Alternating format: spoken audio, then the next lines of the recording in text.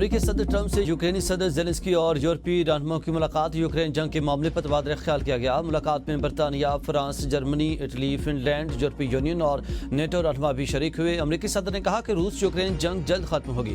ہم چاہتے ہیں کہ جنگ سب کے لیے بہتر انداز میں ختم ہو، نہیں چاہتا معاملہ سال 2 سال کے لیے حل ہو اور پھر جنگ چھڑ جائے۔ معاملات ٹھیک رہے تو زیلنسکی اور پیوٹن کے ساتھ سیفری کی میٹنگ کریں گے۔ شاید روسی صدر کی بھی جنگ کا خاتمہ چاہتے ہیں۔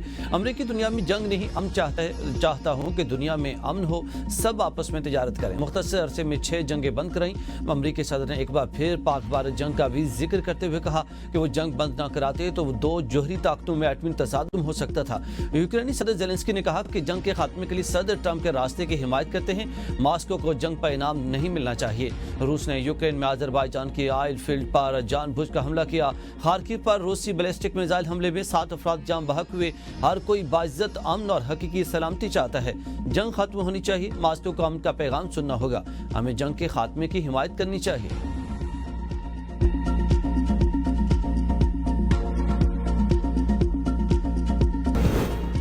ابھی 26ویں آئینی ترمیم ہضم کر رہے ہیں، 27ویں کی ضرورت نہیں۔ نائب وزیر اعظم ساغر کی لندن میں میڈیا سے گفتگو، کہا ملک اچھا چل رہا ہے اور معیشت میں بہتری آئی ہے۔ بھارت جنگ بندی کی زبانی خلاف ورزیاں کر رہا مگر ہم الرٹ ہیں۔ افغانستان اور ایران کے ساتھ ہمارے تعلقات بہتر ہوئے۔ کشمیر تنازع کا حل سلامتی کونسل قراردادوں کے مطابق ہونا چاہیے۔ پاکستان امن پسند ملک ہے، ہمسایہ ممالک سے پیار محبت سے رہنا چاہتے ہیں۔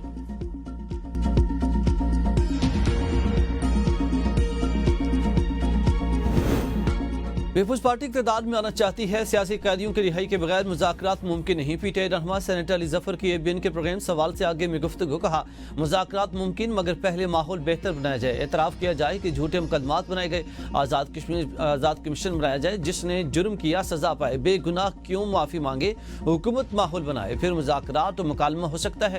یہ نہیں ہو سکتا کہ ایک طرف سختیاں ہوں اور دوسری طرف مذاکرات۔ ڈائیلاگ کے لیے اعتماد سازی اور سیاسی قیدیوں کی رہائی ضروری ہے۔ حل نکالنا صرف سیاستدانوں کے ہاتھ میں ہے۔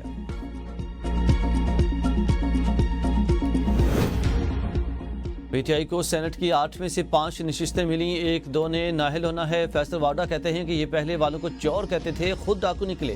مولانا فضل الرحمان نے درست کہا تھا، خیبر پختونخوا سرکاری فنڈ کا 10% مسلح گروہوں کو جاتا ہے۔ جو صوبے ناکام ہوتے ہیں وہاں تباہی ہوتی ہے۔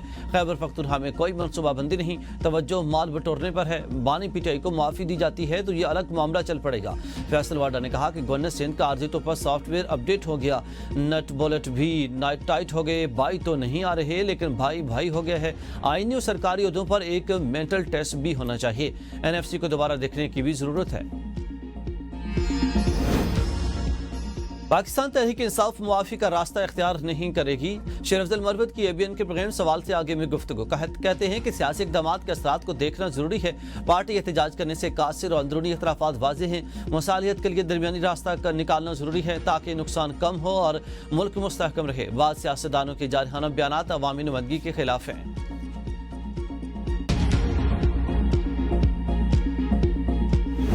بادل پھٹنے سے سوابی میں تباہی، لینڈ سلائیڈنگ اور سیلاب سے درجنوں گھر ڈوب گئے۔ 15 افراد جاں بحق، گدون میں بھی درجنوں گھر متاثر، محصور افراد کو ریسکیو کر لیا گیا۔ سیلابی ریلے میں گاڑیاں بہہ گئیں۔ بڈگرام میں موسلادھار بارش سے نشیبی علاقے زیر آب، خانپور میں برساتی نالہ بفر گیا، سڑک زیر آب، ٹریفک معطل۔ ایبٹ آباد میں بارشوں نے تباہی مچا دی، حویلیاں ایوب پل کا ایک حصہ بیٹھ گیا۔ نتھیا گلی ایوبیہ اور گردنواہ کے لنک روڈ لینڈ سلائیڈنگ سے بند ہو گئے۔ چارسدہ کے ڈاگی مکرم خان میں سیلاب سے بچاؤ کے لیے بنایا گیا پشتہ سیلابی ریلے میں بہہ گیا۔ نوشہرہ کی تحصیل پبی میں بھی چھت گرنے سے میاں بیوی جاں بحق، لاشیں اسپتال منتقل۔ چارسدہ، مالاکنڈ، خیبر لوئردیر میں بھی بادل کھل کر برسے۔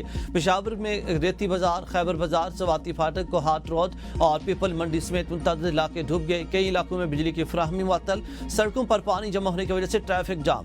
مانسہرہ میں 2 دن جبکہ ایبٹ آباد میں 1 دن کے لیے سکول بند کر دیے گئے۔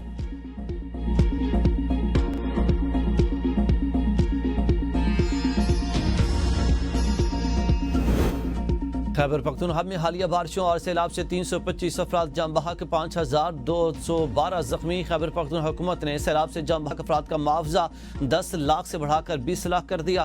مشیر اطلاعات بیرسٹر سیف کہتے ہیں کہ سیلاب تحسین کے خصوصی پیکج کے تحت معاوضوں کی ادائیگی کا سلسلہ شروع ہو چکا۔ تمام وزراء کو 85 کروڑ روپے جاری کر دیے۔ اسد قیصر نے سیلابی صورتحال کو وفاقی حکومت کی غفلت قرار دے دیا، کہا 2022 کے سیلاب کے بعد حکومت کو ورلڈ بینک نے موسمی ریڈاز کے لیے فنڈنگ کی، 3 سال بعد بھی حکومت اس کا ٹینڈر پروسیس مکمل نہ کر سکی اور اس کی غفلت کی وجہ سے عوام کو سیلابی صورتحال کی بروقت اطلاع نہ مل سکی اور عوام کو جانی و مالی نقصان برداشت کرنا پڑا۔ راولاکوٹ آزاد کشمیر میں گاڑی نالی میں بہنے اور دریائے نیلم میں گاڑی گرنے سے 6 افراد جان بحق کر راولاکوٹ میں پونچھ یونیورسٹی کے تراڑ کیمپس کے قریب کار نالے میں بہہ گئی اور جس کے نتیجے میں پونچھ یونیورسٹی کی خاتون لیکچرار گل لالا جان بحق ہو گئیں، جن کا تعلق راولاکوٹ کے نواحی علاقے کھڑک سے تھا۔ گریس ویلی میں گاڑی دریائے نیلم میں جا گری اور جس سے 5 افراد جان بحق ہو گئے۔ تتاپنی حجیرہ روڈ پر واقع ساوا بوکڑ پل بھی بہہ گیا۔ بمبر میں بھی بارشوں سے تباہی، بمبر باغ سے سڑک لینڈ سلائڈنگ کے باعث ٹریفک کے لیے بند، درجن دیہات کا شہر سے رابطہ منقطع۔ Kashmir state disaster management authority کی رپورٹ کے مطابق سیلابی ریلے سے 350 مکانات متاثر ہوئے، جن میں 79 مکمل تباہ، 271 کو جزوی نقصان پہنچا۔ آزاد کشمیر کے تمام تعلیمی ادارے 19 تا 23 اگست بند رہیں گے۔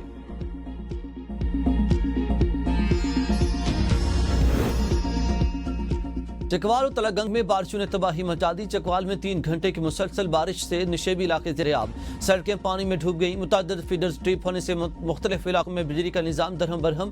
ڈی سی آفس میں مرکزی کنٹرول روم قائم۔ تحصیل کلر کہار کے علاقے نورپور میں انتظامیہ نے الرٹ جاری کر دیا۔ نالے کے اطراف رہائشیوں کو حفاظتی اقدامات کی ہدایت۔ ملکہ کوسار مرگ میں گرج چمک کے ساتھ موسلادھار بارش سے جل تھل ایک ہو گیا۔ برساتی نالوں میں طغیانی اور سڑکیں ندی نالوں کا منظر پیش کرنے لگی۔ کئی علاقوں میں بجلی کی فراہمی معطل، مرگ میں 2 روز کے لیے تعلیمی ادارے بند کر دیے گئے۔ راولپنڈی اسلام آباد میں موسلادھار بارش، نشیبی علاقے زیر آب آ گئے، پانی گھروں میں داخل۔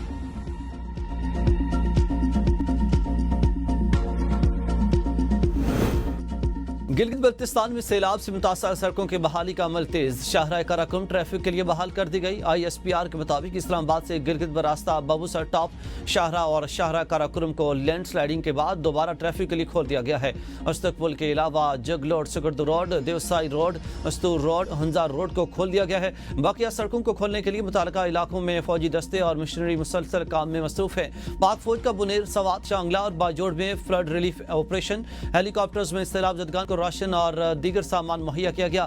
پاک فضائیہ کی بھی خیبر پختونخوا میں امدادی سرگرمیاں جاری، 48 ٹن سامان پہنچایا۔ یوم آزادی پر بلوچستان بڑی تباہی سے بچ گیا۔ گریڈ 18 کا پروفیسر BLA کی سہولت کاری کے الزام میں گرفتار۔ 2024 میں ریلوے اسٹیشن پر حملے میں مدد کرنے اور درجنوں دہشت گردوں کو تربیت دینے کا اعتراف۔ پروفیسر عثمان قاضی خواتین کو دہشت گردی کے لیے ہتھیار فراہم کرتا ہے۔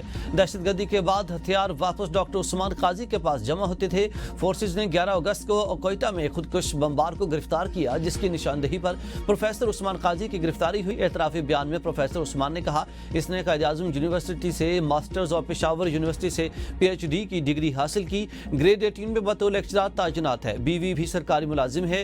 ہر BRO کی طرف سے ہمیں اہداف بتائے جاتے تھے اور ہم دہشت گردی کی کارروائیوں کے لیے ٹیلی گرام اپلیکیشن کا استعمال کرتے تھے۔ ریاست نے ہمیں عزت اور وقار سمیت سب کچھ دیا۔ میں نے ریاست سے غداری کی جس پر دل سے شرمندہ ہوں۔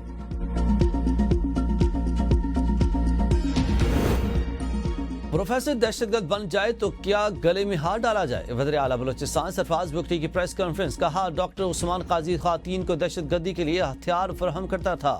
منظم انداز میں پاکستان کو توڑنے کی سازش کی جا رہی ہے۔ بلوچستان میں دہشت گردی کو پسماندگی اور محرومی سے جوڑا جاتا ہے۔ اسکالرشپس پر پڑھ کر لیکچرار بننے والا دہشت گردوں کا سہولت کار بن گیا۔ اس کی اہلیہ بھی ٹیچر جبکہ والدہ پینشن لیتی ہیں۔ یہ کہاں سے محروم ہوئے؟ معاشرے کو اس کنفیوژن سے باہر نکالنا ہے۔ بلوچستان کے عوام محتاط و گمراہ عناصر سے دور رہیں۔ جو ملک توڑنا چاہتے ہیں، ہم ایسے 2000 لوگوں کے سامنے سرنڈر نہیں کریں گے۔ دہشت گردوں سے کوئی رعایت نہیں ہوگی، ان کے ساتھ آہنی ہاتھوں سے نمٹیں گے۔ کوئی جبری لاپتہ نہیں۔ اس معاملے کو ریاست کے خلاف پروپیگنڈے کے لیے استعمال کیا جا رہا ہے۔ قومی دھارے میں شامل سیاسی جماعتوں میں بھی ابہام پیدا کیا جاتا ہے۔ پارلیمان بلوچستان کو لے کر کنفیوز ہے۔ اگر کوئی مذاکرات نہ کرنا چاہے تو کیا اسے مارنے کا لائسنس دیا جائے گا؟ جو لوگ ریاست کے خلاف ہیں، ان کے خلاف علیحدہ قوانین ہونے چاہیے۔